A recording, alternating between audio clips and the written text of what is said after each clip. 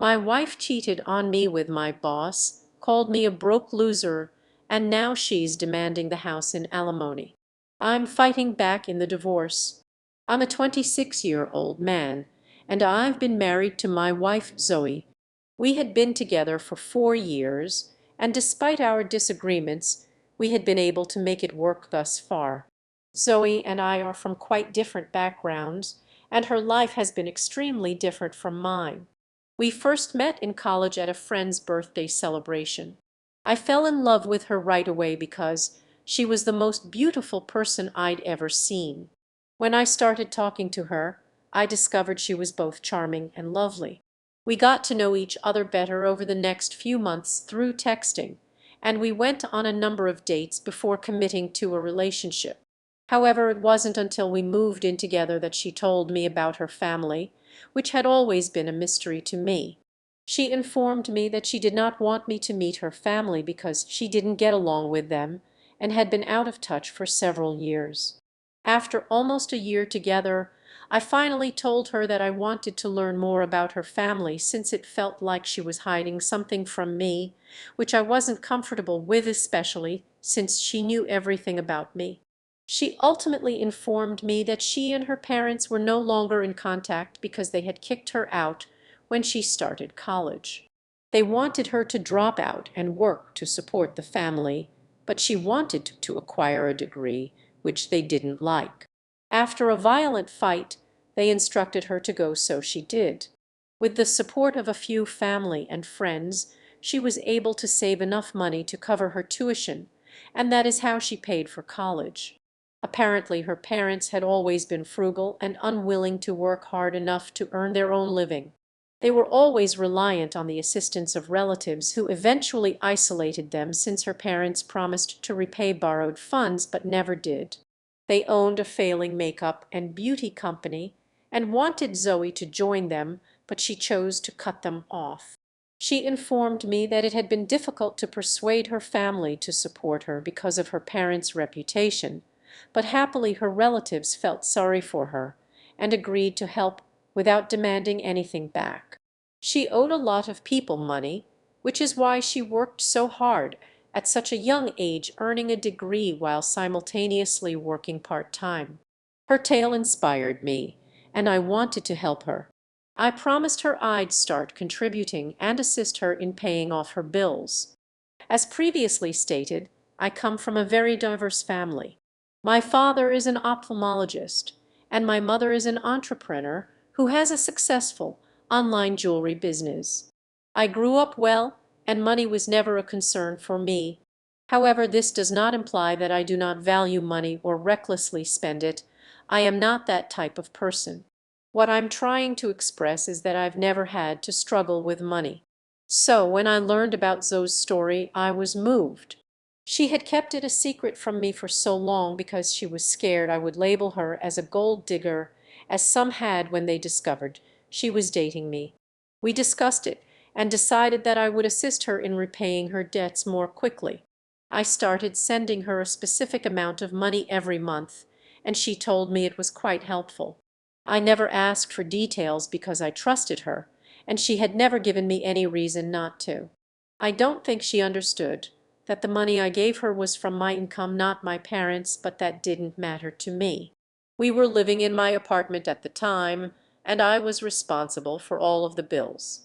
I was already generating money, so it wasn't an issue. Zoe had recently graduated. We were happy together for the 4 years we lived together, including the year after our wedding. However, her behavior began to change slightly after we became engaged, though not dramatically enough for me to notice. I became really busy at work after we got engaged, rushing to finish everything before the honeymoon, so I didn't have time to notice minor details such as how she was spending more time on her phone, frequently arriving home late, or how she had stopped looking for a full-time job. I wasn't worried about it because she had just graduated and I knew she'd find something.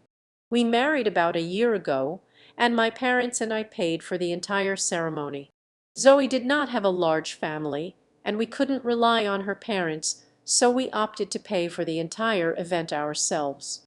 Zoe didn't even offer to help, which I didn't think was unusual given her situation. Following the wedding, I continued to pay all of the major bills, not expecting her to share anything with me. She informed me she was still looking for work, but none of the offers fit her. She preferred something more demanding. I believed her since she had worked hard and deserved to rest. We also maintained the agreement under which I handed her money every month, figuring she was utilizing it to pay off her obligations.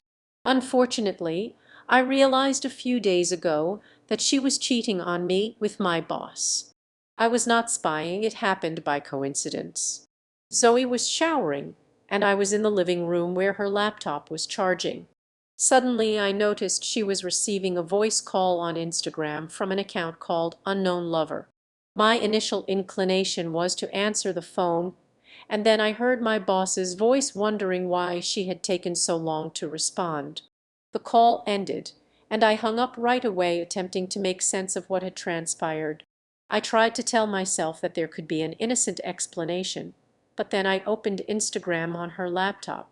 When I opened the chats with the account Unknown Lover, I discovered they had been having an affair for a long time, even before we married.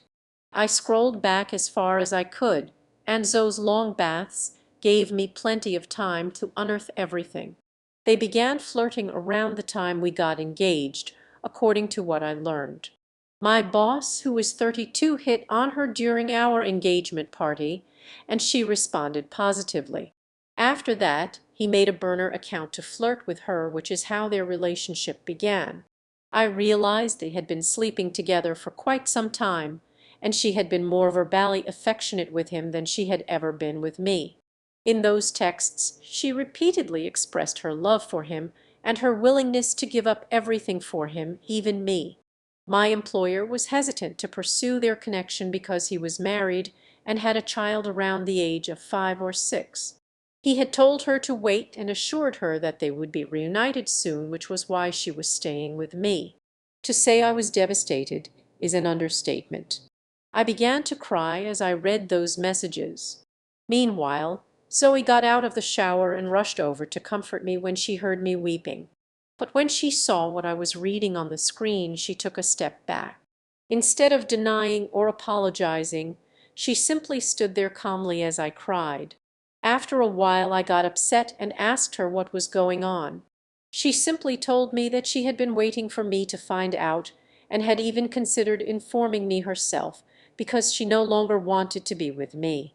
She said that she was tired of pretending to love me and that she had fallen out of love with me only a few weeks after our wedding. She explained that she had realized my boss was the right man for her. When I asked her why she thought so, she claimed it was simple. A broke loser like me could never treat her the way my boss did. She even bragged about lying to me a few months ago, about going on a weekend girls' trip with her friends. In actuality, she had gone out with my boss and her friends had covered for her. That explained all of the lovely new gifts, costly clothes, bags, makeup. She had been telling me about a friend of hers who had made a lot of money and was treating everyone well, but now I knew the truth. It was all because of my employer. She stated she was delighted I found out on my own and now wanted a divorce since she was tired of pretending to care about me. She even stated that she would rather be single or my boss's mistress than be married any longer. The marriage was over before I could grasp what was occurring. She began gathering her belongings. I did not ask her to stay, I was too proud for that.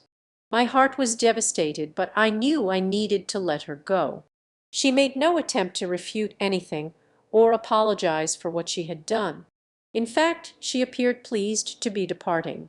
She was going to grab her laptop and leave, but I told her that anything I had purchased for her would remain. The money was mine, not hers. She frowned when I said that, but did not protest and left the laptop at my place. Everything else I had bought for her remained with me, but the laptop was the most important to me, and I had a strategy in place. I needed it as proof for the divorce since I wasn't going to let her off easily, nor was I willing to forgive my boss.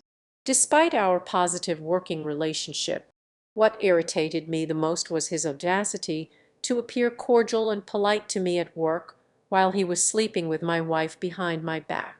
I can't believe I was so blind to it all, and the worst part is that I genuinely cared for both of them.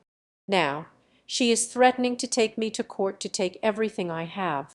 She has been contacting my parents, claiming I abused her emotionally and threatened her. It's all lies. I've never laid a finger on her or insulted her. I have always treated her well even when I was completely unaware of what was going on. Now I'm facing an uphill battle to protect my home, my savings, and my future from her. I refuse to let her win, and I'm not going to allow her to walk away from this unscathed. Update: the days following Zoe's departure were a blur of confusion and pain. I was left standing in the middle of our once shared apartment, surrounded by the remnants of a life that felt like a cruel illusion. The echoes of laughter and love that had filled those walls were replaced by the silence of betrayal. I had loved her deeply, and the sudden shift from devotion to abandonment left me grappling with feelings of worthlessness and anger. In the weeks that followed, I found myself consumed by a whirlwind of emotions. My thoughts oscillated between disbelief and rage. How could she have turned so cold? The Zoe I thought I knew had shattered like glass, and I was left to pick up the shards. I tried to focus on work, throwing myself into projects in an attempt to escape my reality. But the office felt different. I couldn't look at my boss without feeling sick to my stomach. Each polite nod and forced smile was a reminder of his betrayal. I decided to confront my boss, David, a few days later. We were both at the office late one night. I found him in his office, and the moment I walked in he looked up, his expression shifting from surprise to apprehension. "Hey, can I talk to you for a second?" I asked, my voice steadier than I felt. "Sure, what's up?" He leaned back in his chair, a casual demeanor that felt infuriatingly out of place. I took a deep breath. "I know about you and Zoe." The room fell silent. His face paled slightly, and I could see the gears turning in his mind, searching for a way to spin the truth. "Listen, it's not what you think," he began. "It's exactly what I think," I interrupted, my heart pounding in my chest. "You lied to my face while you were sleeping with my wife." David opened his mouth to respond, but the words wouldn't come. I saw the guilt flash in his eyes, but it was quickly masked by a defensive posture. "You need to understand, Zoe and I."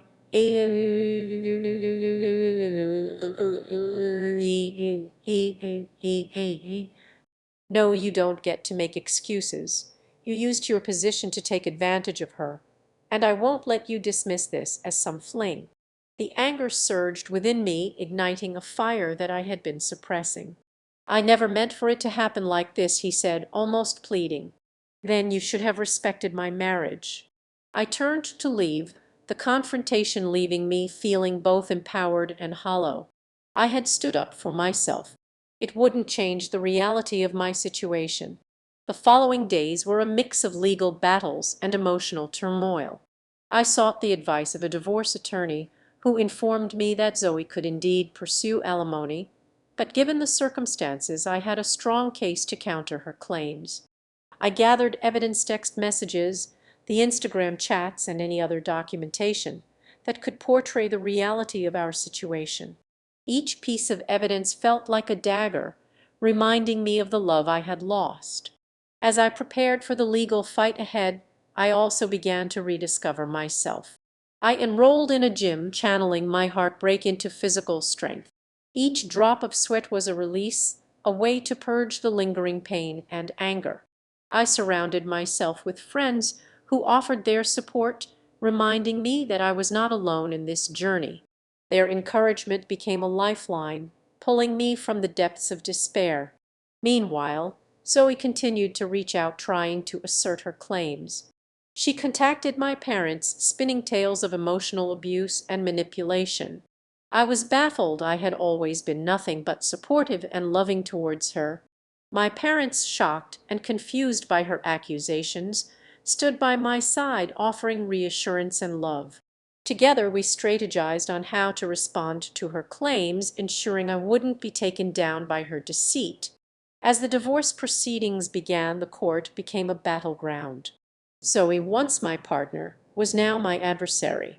Each session revealed more of her true character. She portrayed herself as a victim, claiming I had controlled her and limited her independence. The contrast between her narrative, I could feel the weight of betrayal settling heavily on my shoulders as I listened to her lie under oath. But the courtroom also revealed my own strength. I spoke about our relationship honestly, detailing my unwavering support for her through school and the struggles she faced with her family. I presented the evidence, allowing the judge to see the truth of our marriage and how it had been corrupted by her choices. During one particularly tense session, Zoe took the stand. She exuded confidence, but I could see the cracks beneath her facade. When it was my turn to cross-examine her, I stood firm, my voice steady, as I asked her about her affair, her betrayal, and the lies she had spun. It was as if the mask she wore began to slip. "Why did you choose to betray me?" I asked, my voice unwavering.